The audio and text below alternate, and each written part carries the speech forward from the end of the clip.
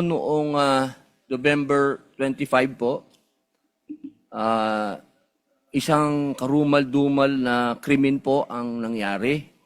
Ito po ay patungkol sa isang barangay captain na habang siya po ay nagla-live, siya po ay binaril. Ito po ay nagkaroon ng napakatinding epekto sa sambayanan sapagkat isang barangay captain, in-snipe po ito habang na siya po ay nagsasalita. Siya po ay in-sniper, tinamaan, at namatay. Ang pangalan po niya ay si Oscar Dodong Bukol Jr. Barangay Captain po ng 3 de Mayo sa Digos, Davao del Sur. Ako po ay nag-file.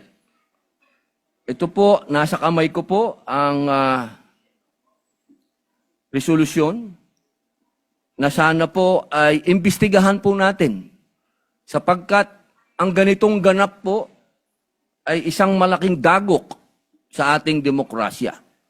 Hinihingi ko po na sa lalong madaling panahon, ito po ay maimbestigahan ng ating Senado upang malaman po natin kung ano po talaga ang ugat ng pagkakapatay kay Barangay Captain Dodong Bukol Jr.